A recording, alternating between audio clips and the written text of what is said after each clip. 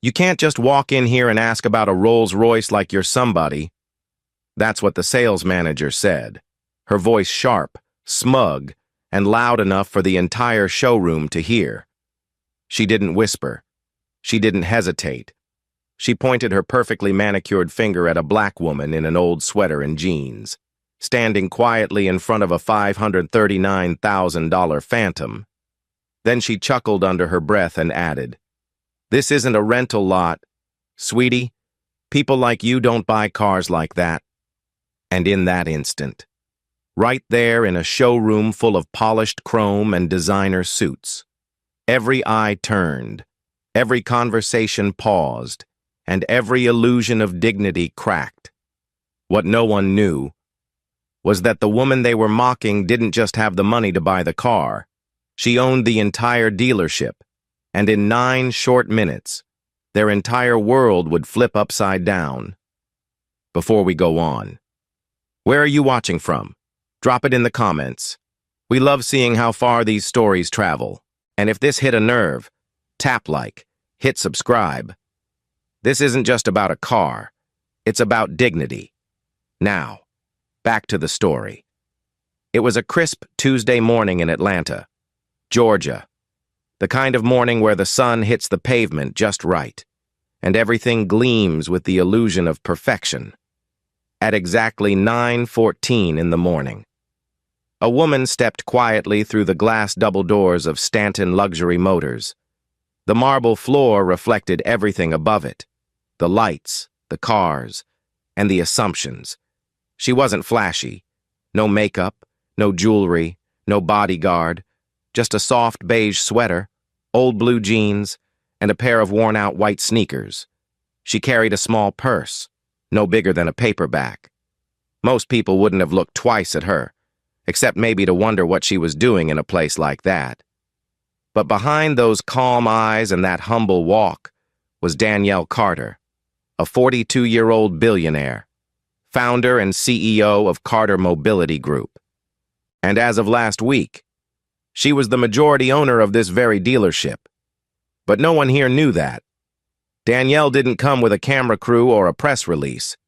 She came alone, under the radar, because she wanted to see how her team treated the everyday person, how they treated someone who didn't fit the mold of wealthy. She wanted to know, would a woman like her mother or her niece be treated with respect in a place like this, or would they be dismissed the second they walked in the door, inside the dealership? It was luxury on display. Glass walls, soft leather chairs, a coffee bar that served imported espresso, and a quiet jazz playlist echoing through the space. A white couple was looking at a Bentley. A suited businessman was escorted to a test drive in a Lamborghini. And then there was Danielle, walking slowly, deliberately, until she stopped in front of a 2023 Rolls-Royce Phantom Series 2.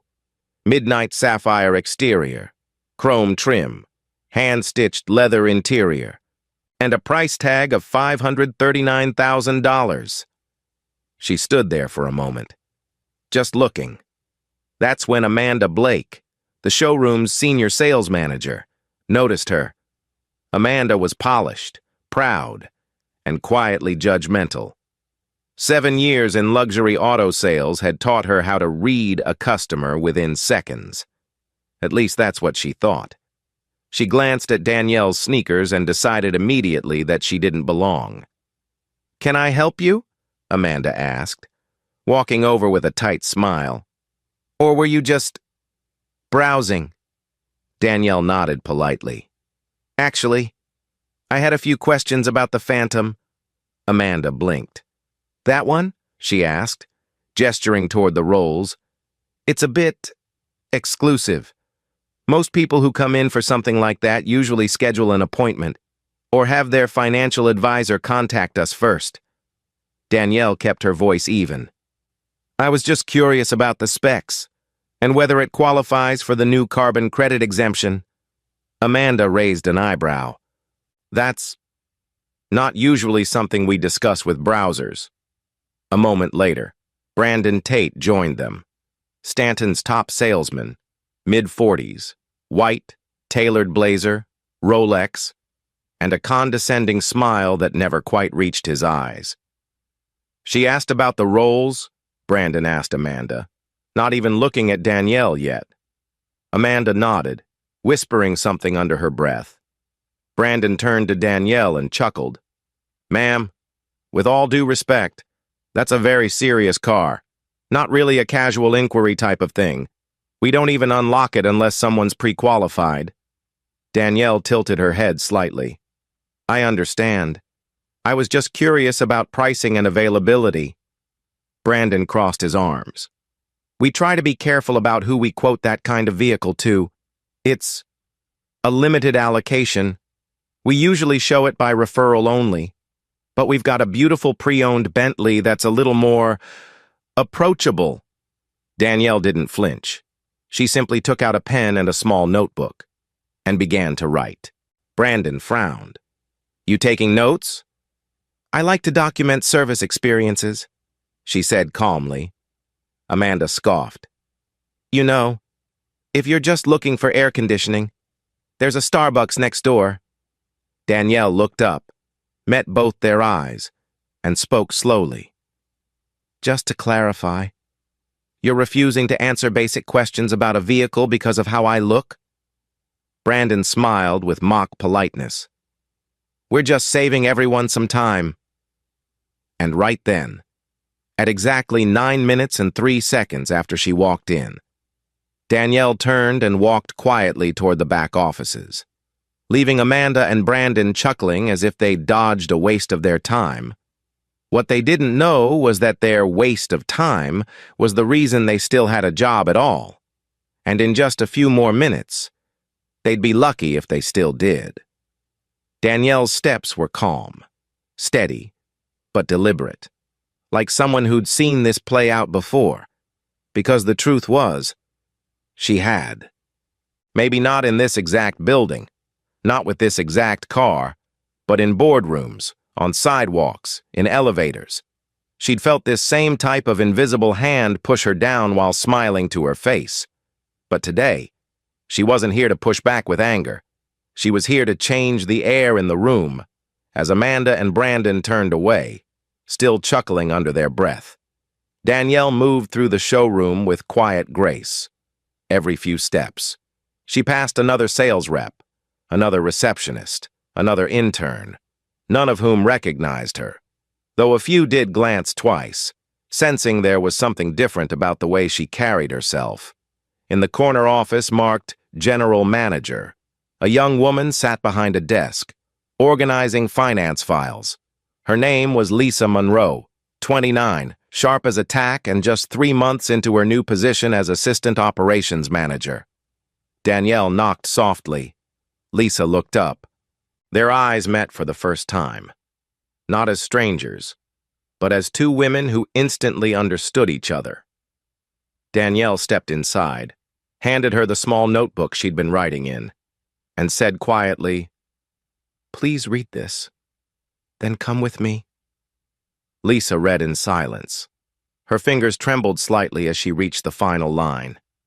"I am Danielle Carter, CEO of Carter Mobility Group. We acquired Stanton Luxury Motors last Thursday." Her eyes widened. Her breath caught. "Ma'am," she whispered. Standing up so quickly, her chair rolled back. "I didn't know you were coming today." Danielle nodded. "That's the point. I came as a customer. I came to see what people like me experience here. And now, we're going to let them see what leadership looks like." Without waiting for further explanation, Danielle turned and walked back toward the center of the showroom. Lisa followed 2 steps behind, her heart pounding. The atmosphere in the building hadn't changed yet. Amanda was now showing a Porsche Cayenne to a well-dressed white couple. Brandon stood by the Bentley, talking to another man in a suit. Neither of them noticed Danielle's return until Lisa's voice broke through the background jazz. "Excuse me, can I get everyone's attention? Please?" The music was still playing, but all eyes turned toward the young manager, who rarely raised her voice. Lisa took a deep breath. I'd like you to meet someone very important to this company. Danielle stepped forward, her presence suddenly filling the room like a storm front. Amanda's face twisted in confusion. Brandon furrowed his brow. Danielle's voice was calm, but it rang out with quiet authority. My name is Danielle Carter. I'm the CEO of Carter Mobility Group. As of last Thursday, we own this dealership. Silence. You could have heard a pin drop between the tension and the disbelief. Amanda blinked twice. Brandon's jaw actually fell slightly open. A few employees shifted nervously, their eyes darting from Danielle to Lisa and back again, trying to piece together what was happening. One of the interns whispered. "Oh my God," Danielle continued. "I came here this morning not as your boss, not with press, not with cameras. I came in as a customer. I wanted to see, not what's in the books, not what's in the mission statement, but what's in the bones of this place. How you treat people. How you serve the ones who don't wear designer shoes or walk in with a Rolex on their wrist." She turned to Amanda. "And what I saw was a manager who decided, within seconds, that I wasn't worth her time." She turned to Brandon. "And a salesman who believed it was his job to protect a car from the wrong kind of buyer," Amanda stammered. "Ms. Carter, I had no idea. I mean..." Danielle stopped her gently. "That's the problem. You only offer respect to people after you learn who they are. But people like my mother, my niece, my neighbors, they deserve that same respect before they ever say a word about their income." Brandon's face had drained of color. He opened his mouth, but said nothing. Danielle stepped back, giving them space. "In the 9 minutes I stood in this showroom, I was dismissed, condescended to, and ultimately refused service. And that tells me everything I need to know, not just about two individuals, but about a culture that tolerates this." She paused. "But that culture ends today." At that moment, Samir Patel, a 52-year-old service technician who had been quietly watching from across the shop bay, stepped out with a rag in his hands. Samir had worked at Stanton for 17 years. He'd seen customers ignored for wearing overalls. He'd seen immigrant families whispered about in the break room. And now, finally, someone in power was saying what he had never been able to. Danielle caught his eye and nodded once, with respect. Then she turned back to the room. "There will be a full internal review. Customer interactions, employee training. I will meet with each department individually over the next 2 weeks. Effective immediately. Lisa Monroe is promoted to interim general manager, and Mr. Patel," she said, her voice warming, "you'll be working with our customer care director to retrain the floor team, because you understand people better than most of them do." Samir's eyes widened. His voice cracked slightly. "Yes. Ma'am. Thank you." Amanda was frozen. Brandon looked like he wanted to sink into the floor. A few of the other staff members stood still, pale with realization. And then, as if pulled by instinct, Jake Harmon, the young black intern who had watched the whole thing earlier, stepped forward. "Ms. Carter," he said nervously, "I saw what happened earlier, and I didn't say anything. I should have. I froze, but I knew it wasn't right. I just want to say I'm sorry." Danielle looked at him, and for the first time that morning, she smiled. "Thank you for your honesty. Jake, the world doesn't change because people are perfect. It changes when people decide to do better the next time." She nodded toward Lisa. "Let's make sure this team has that chance." And with that, Danielle turned, walked back to the Rolls-Royce, and opened the driver's side door. She stepped inside, looked out through the windshield, and for the first time since she walked in, let herself exhale. She wasn't angry. She was heartbroken, but determined. Because if one woman in a sweater could shift the ground beneath an entire showroom, then maybe, just maybe, She could help shift the world one dealership at a time. Danielle sat in the Rolls-Royce for just a moment longer, her fingers lightly resting on the wheel, her eyes tracing the fine stitching on the dash, not out of admiration for luxury, but as a moment of quiet recalibration.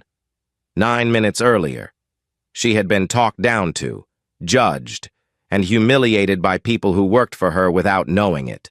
Now, the air in the room had changed completely. The laughter was gone. The arrogance had evaporated. And what replaced it wasn't just shock. It was fear. But Danielle wasn't here to punish. She was here to teach.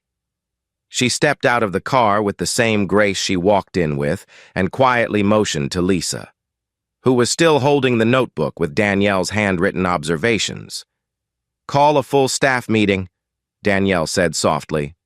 "Now, no exceptions." Lisa nodded without hesitation.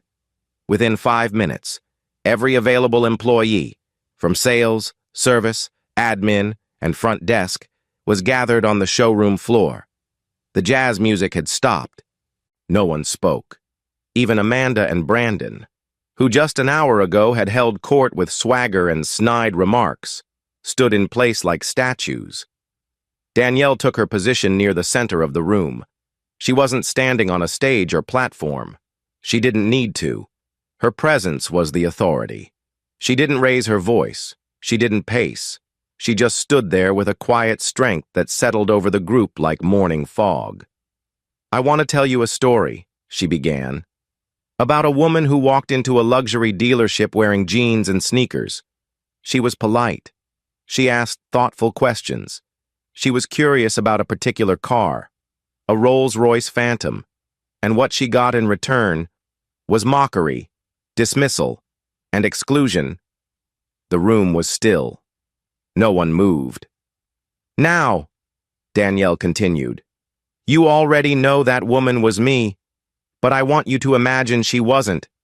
I want you to imagine it was someone else, someone without a title, someone without billions in the bank, a school teacher, a nurse, a grandmother. Would you have treated her any differently than you treated me today?" She let the silence do its work. "Because here's the truth. How you treat people who can't do anything for you says everything about who you are." Her voice didn't waver. "You may think this is just a dealership, but it's not. It's a reflection of something bigger, of how we value, or devalue, human dignity. And if you think the product we sell is just horsepower and chrome, you've already failed. What we sell, more than anything, is trust." She looked directly at Amanda, who couldn't meet her gaze. "Amanda, when you looked me up and down this morning and redirected me to the used section without asking my name, that wasn't customer service. That was profiling. That was disrespect. And it was loud." Amanda's voice cracked. "Ms. Carter, I didn't mean—" Danielle raised a hand gently. "I'm not interested in intentions right now. I'm interested in accountability." Then she turned to Brandon.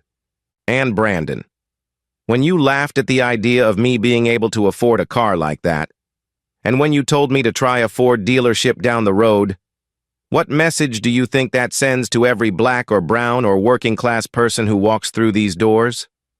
Brandon's face was red, his mouth tight. He had nothing to say. Danielle continued. "The truth is, I didn't need a car today. I came to see what kind of team I had inherited. And unfortunately, what I found was a culture of assumptions, of surface-level thinking, of arrogance." She paused, letting the weight of those words land. "But that ends now. Today." Danielle then shifted, her tone softening slightly. "I know this isn't all of you. Some of you in this room serve people every day with kindness, patience, and professionalism. And to those of you who do, I thank you. But if we don't root out this rot at the center, it'll spread. I've seen it before. In companies, in cities, in entire industries." She turned back to Lisa. Effective immediately. We're launching a 3-month internal audit of every customer interaction, past and present. We're opening an anonymous reporting system for staff to call out discriminatory behavior. And every single employee, myself included, will go through empathy and unconscious bias training, led by an outside firm. A murmur rippled through the staff. Danielle raised her voice slightly, the first time all morning. If that makes anyone here uncomfortable, this might not be the place for you, and that's okay. But we are going to build something better. And if you stay, I expect you to be part of that work. She stepped aside and motioned to Samir, the longtime technician who had stood quietly near the service bay door. Samir Patel has worked here longer than almost anyone. He's treated customers with kindness, regardless of what they look like. That's the standard I expect. Samir will be promoted to Director of Guest Experience, effective today. Gasps echoed through the room, but they were not mocking this time. They were filled with respect. Samir stood stunned, eyes wide behind his smudged glasses. Ma'am, thank you. I've been trying to say something for a long time, but I thought no one would listen. Danielle looked him in the eye. We're listening now. Then she turned to Jake, the young intern who had bravely stepped forward earlier. Jake, she said, it takes courage to admit you froze, but it also takes integrity to want to do better. You'll be assisting Lisa directly starting tomorrow. I believe in growing people who are willing to grow themselves. Jake's eyes welled with tears, but he nodded firmly. Thank you, ma'am. I won't let you down. Danielle closed the notebook in Lisa's hands, then looked back at the group. Let today be the last time someone is treated like they don't belong, based on a sweater, based on their skin, or based on your assumptions. Her voice dropped to a soft but powerful closing tone. And if you ever find yourself unsure whether someone belongs here, remind yourself, they walked through that door. That's all the belonging they need. She stepped back, letting the weight of her words settle like morning dew. There was no applause, just reverence, and something even more powerful, reflection. In less than an hour, Danielle Carter had not just revealed herself, she had revealed them to themselves, and from that moment forward, Stanton Luxury Motors would never be the same again after the meeting. The staff didn't go back to work right away. They lingered. Some stood in small, quiet groups, whispering to one another in hushed tones. Others simply sat where they were, reflecting, too stunned to move. The showroom, usually buzzing with the energy of high-stakes sales and small talk over leather interiors, was silent, for the first time in years. That silence wasn't a bad thing. It was cleansing. Danielle didn't stick around for congratulations or apologies. She didn't need the spotlight.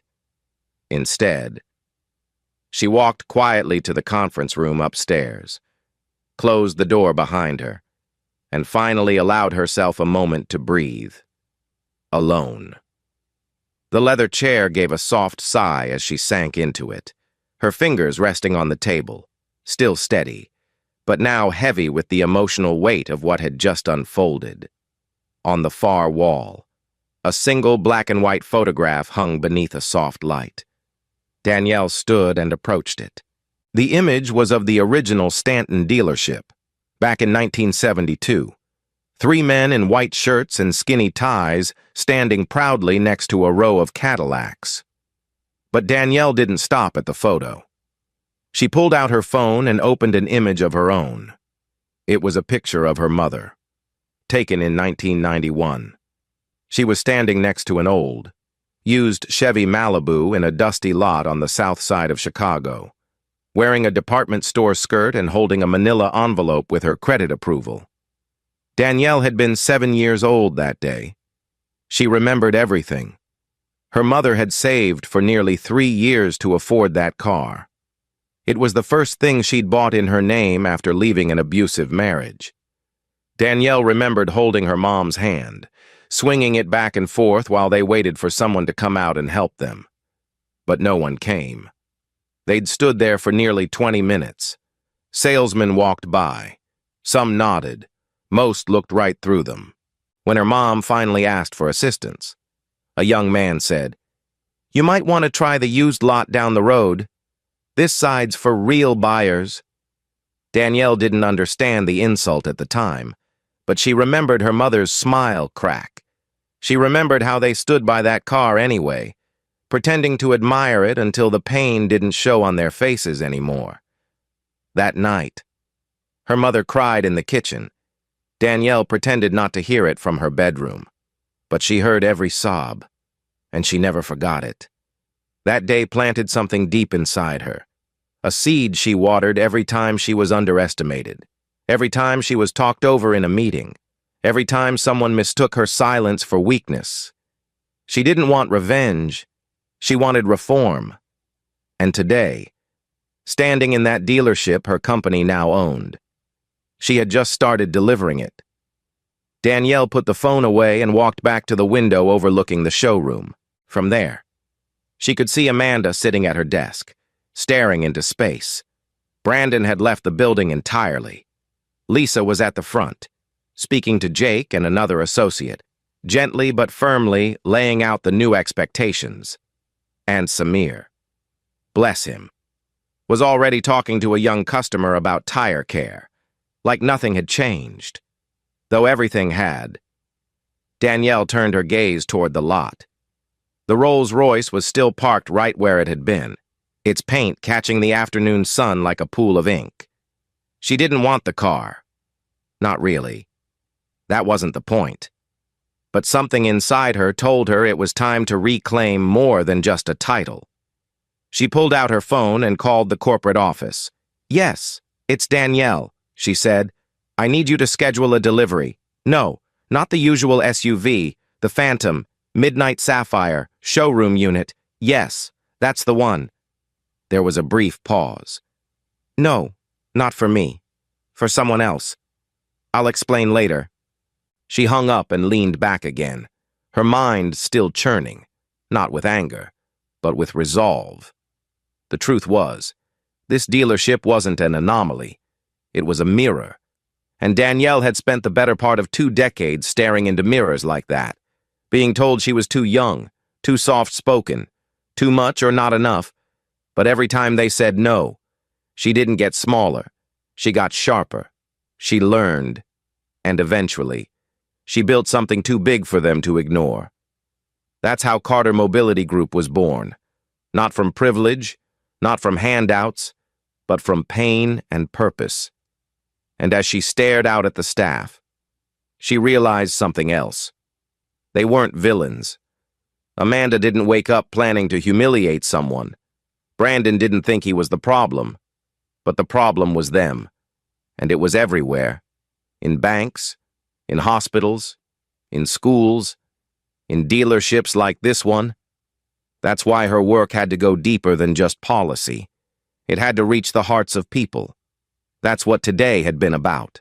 Not revenge, not exposure, re-education, and redemption.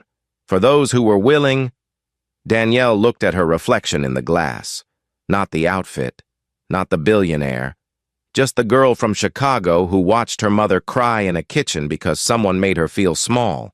That girl still lived inside her, and she was proud of the woman she had become.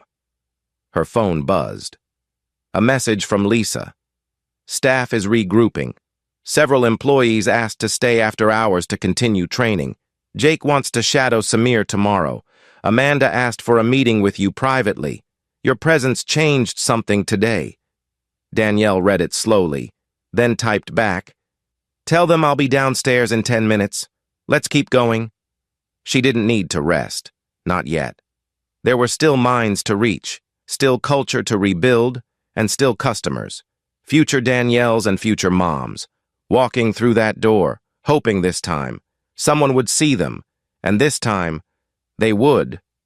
Danielle Carter wasn't someone who normally aired her business in public. She built Carter Mobility Group quietly, methodically, brick by brick.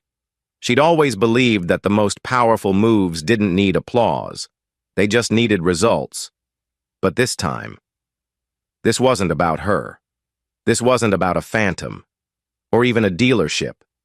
It was about what that moment had exposed, what millions of Americans, especially Black and brown Americans, knew in their bones, but rarely saw acknowledged in public. It was about walking into a place of business, prepared to pay in full, only to be sized up and dismissed like you didn't belong. And as Danielle sat with Lisa that evening in the back office, reviewing security footage from the lobby cameras, footage that showed Amanda's smirk, Brandon's arrogance, and the way Danielle had been waved off like a child, she knew what had to happen next. "I want this released," she said calmly. Lisa hesitated. "To who?" "To the public." Danielle said, "But only after we've removed names, blurred faces, and written a statement." Lisa looked surprised, then nodded slowly. "You're not doing this for revenge." Danielle shook her head. "No. I'm doing this so the next woman who walks in with a hoodie and a dream doesn't have to justify her presence to buy a car she can afford." Within 24 hours, Carter Mobility's communications team crafted a post that went live across all platforms. The statement was clear, powerful, and painfully honest. It read, "This week, our CEO, Danielle Carter, walked into a dealership we recently acquired. She posed as an everyday customer and was refused service based on her appearance. She was judged not by her questions or character, but by her clothes and her skin. We share this footage not to humiliate, but to educate. The culture of assumption ends now. We commit to transformation, not silence." The video that followed was short, just over 3 minutes. It showed Danielle walking in, Amanda's dismissive gesture, Brandon's laugh, Danielle's soft-spoken clarity, and finally, the moment she revealed her identity, leaving the entire showroom in stunned silence. That clip, raw and unfiltered, hit the internet like a thunderclap. Within hours, it was trending. Within 12, it had passed 8 million views. Within 24. Rolls-Royce reception and "Don't judge by the cover" were everywhere. On Twitter, on Facebook, even on the morning shows, talk show hosts, civil rights advocates, and everyday Americans flooded the comment sections with stories of their own. Moments when they had walked into banks, dealerships, hotels, and stores and been treated as less than simply because of how they looked. A Black nurse in Texas shared how she was once followed around a jewelry store for asking to see a watch. A Latino father in Phoenix posted about being ignored at a car lot while shopping for his daughter's graduation gift. A retired teacher from Ohio wrote, "I didn't know who Danielle Carter was before this week, but now, she's who I want my grandchildren to know." The story hit something deep. It wasn't just about race or class. It was about dignity, about the universal human need to be seen and respected. That same week, Danielle was invited to speak on 2 major network interviews. She agreed to one, a quiet sit-down with a Black female journalist in her late 50s, someone who understood not just the business world, but the cultural burden Danielle had carried that day. In the interview, Danielle didn't make it about villains. She didn't call for firings or public shaming. What she said instead was simple, measured, and unforgettable. "It's easy to judge a book by its cover. We've all done it. But when that cover belongs to a human being, when it becomes the reason someone's voice is ignored or their worth is dismissed, we have a deeper problem. I didn't walk into that dealership to prove anything. I walked in hoping I was wrong. I wasn't. But now, we have a chance to make it right. Not just in that one location, but everywhere." The response was overwhelming, not just from customers, but from inside the industry. 3 competing dealerships reached out requesting training consultations. One high-end European brand asked to license Carter Mobility's bias and service training model. Within 2 weeks, Danielle launched a nationwide initiative under the name the Standard Program. Its goal, to implement anti-discrimination training, dignity-first sales principles, and real accountability into luxury retail environments. Over 50 dealerships signed up within the first month. Amanda, for her part, had been given a chance to meet with Danielle privately. She cried during the meeting, openly, ashamed, and raw. "I've been in this business a long time," she admitted, "but I've been doing it wrong. I didn't even realize how deep the bias had sunk in me. That moment changed me." Danielle didn't hug her. She didn't offer absolution. But she did offer something else: opportunity. Amanda was invited to stay, not as a sales manager, but as part of the internal compliance and training team. Tasked with helping rebuild the culture she had once upheld, Brandon chose to leave. No statement, no follow-up, just resignation. That, too, was his choice. But the world around them didn't stop. Danielle continued to appear, not on red carpets, not at galas, but in community colleges, mentoring programs, and minority-owned dealerships, sharing what had happened not as a spectacle, but as a lesson. And with every conversation, she reminded people of something simple, something strong. Respect doesn't belong to the wealthy. It belongs to the human spirit, and it should be the default, not the reward. Her words echoed far beyond car lots. They entered boardrooms, classrooms, newsrooms. It wasn't just about a dealership anymore. It was about a movement, a shift, one that began with a woman in sneakers, asking a question that should have been answered with kindness instead of suspicion. And now, thanks to her grace under pressure and her unwillingness to shrink, thousands of employees across the country were being trained not just to sell, but to serve, to see, to listen, to treat each person who walked through their door as someone who belonged there. And Danielle? She didn't need a statue or a stage. She just needed the next customer, any customer, to be treated with the respect her mother never received, because that was the real payoff. The weeks that followed moved with quiet momentum, like the tide shifting after a storm. At Stanton Luxury Motors, the energy was different. Gone were the hushed whispers behind closed office doors and the performative greetings when certain clients walked in. What replaced them wasn't perfect, but it was real.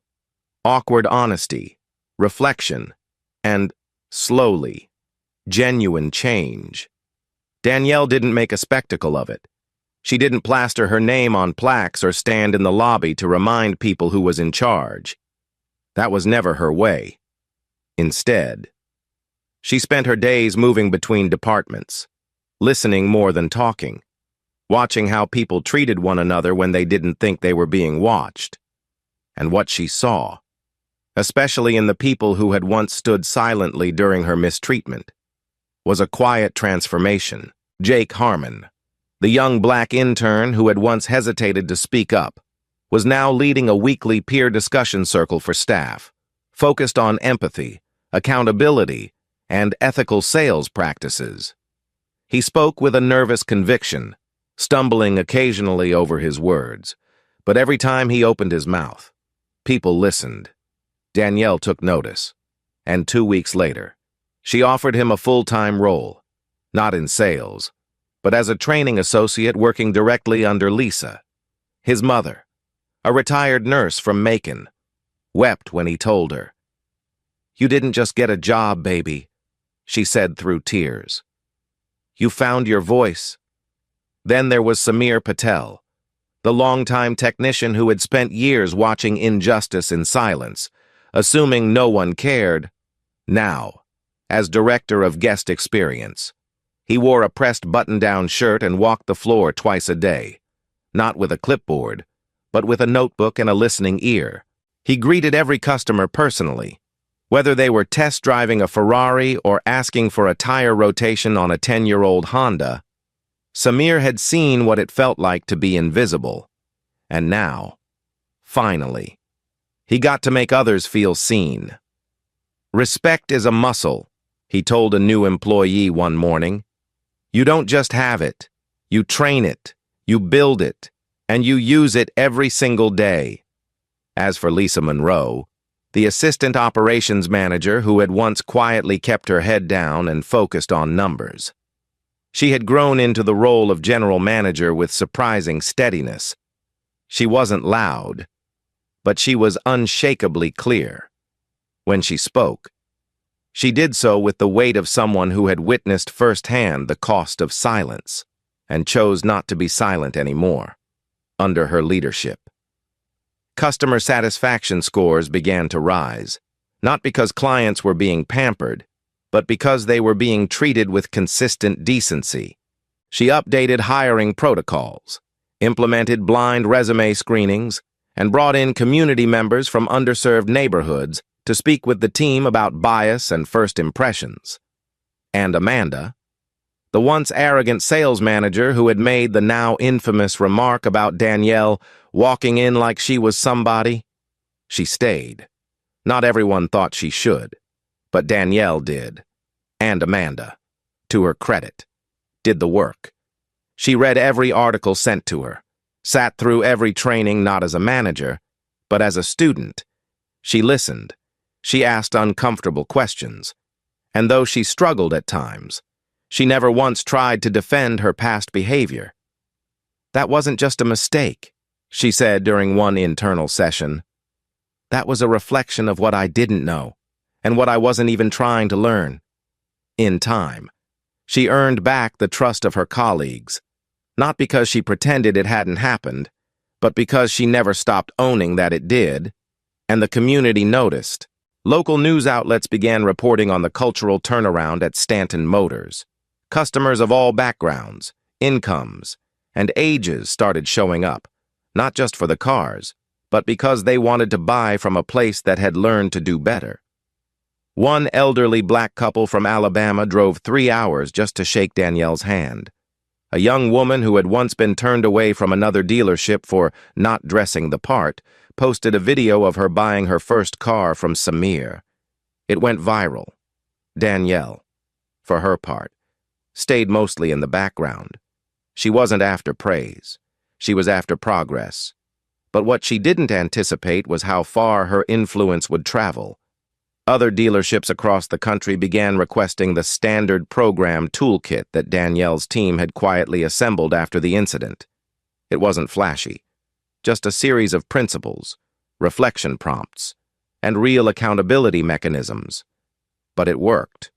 The ripple effects moved outward, from cities to suburbs, from showrooms to service bays, and through it all, Danielle never once raised her voice or called anyone out online.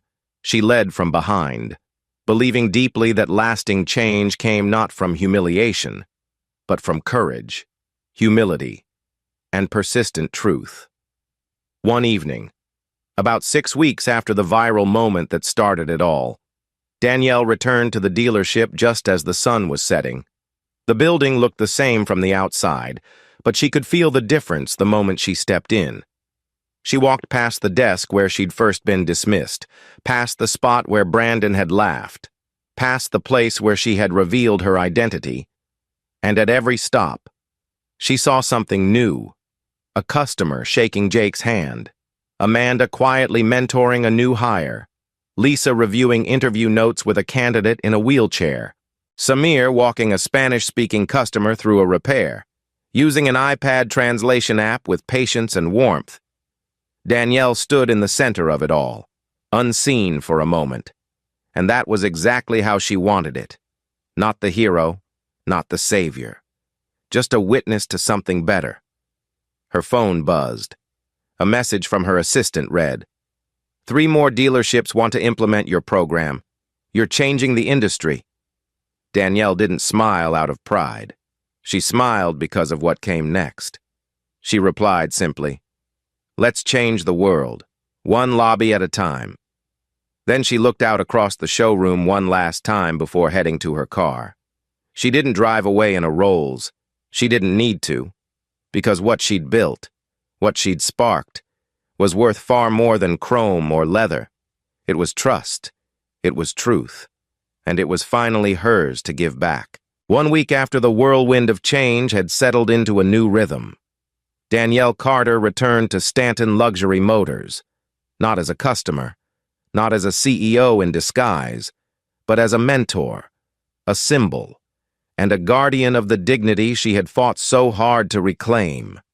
She arrived wearing a simple black dress, elegant but understated, and a pair of modest heels, the kind that clicked quietly on the polished marble floor.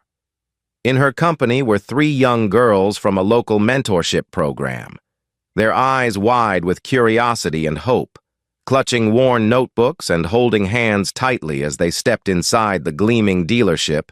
Danielle knew that for them, this wasn't just a field trip.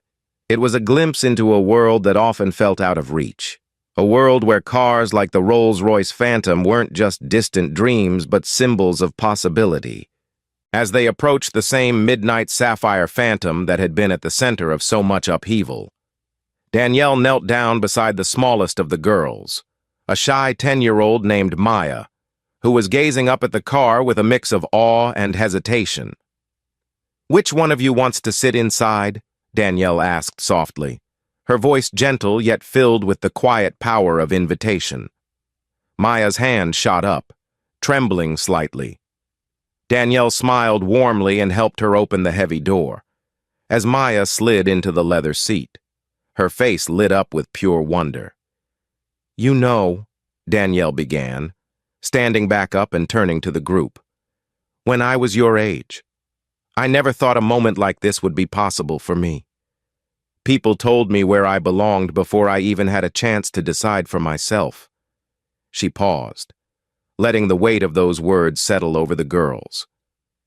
"But today, I want you to remember something very important." Her eyes scanned the room, locking onto each face with the seriousness of a teacher and the hope of a mother. "Don't let anyone tell you where you belong based on how you look, or what you wear, or where you come from. You belong here. Wherever you walk through the door, you belong in the boardroom, the showroom, the classroom, or wherever your dreams take you." The girls nodded, some smiling shyly, others wide-eyed with the gravity of the moment. Nearby, Samir Patel approached, holding a set of gleaming car keys. "Ms. Carter," he said respectfully, "the Phantom is ready, fully detailed and yours, on the house." Danielle chuckled softly, shaking her head. "It's not mine, it's theirs." She gestured toward the girls, who were now eagerly peering out the window, imagining futures far beyond the dealership walls. "But it's a start." She looked back at the staff gathered nearby, who had been quietly watching the scene unfold. Amanda was among them, her expression a mix of pride and humility. Lisa stood close by, her arms crossed but smiling. Jake hovered in the background, his confidence growing visibly with each passing day. Danielle's gaze swept across the room, a profound sense of fulfillment washing over her. This moment, the laughter of the girls as they explored the car, the soft murmur of staff sharing quiet conversations about change, the unspoken promises in every eye, was the true victory. It wasn't in the sales numbers or the viral videos. It was in the legacy she was helping to build. She turned to the girls once more and said, "Remember, life will try to judge you by your cover, but the best stories, the ones that truly matter, are written inside. Your chapters are just beginning. Make them count." As the sun dipped lower, casting long golden rays through the showroom windows, Danielle felt a quiet peace settle within her. She didn't need to be seen as a hero. She had become a quiet force of change, a reminder that dignity isn't given by others, but claimed by each of us. And as Maya stepped out of the Phantom, eyes sparkling, She looked up at Danielle and whispered, "Thank you." Danielle smiled back, knowing that the work was far from over, but hopeful that the future was a little brighter, one young dreamer at a time.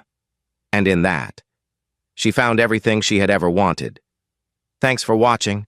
Please like, subscribe, and share if this story touched you. See you next time.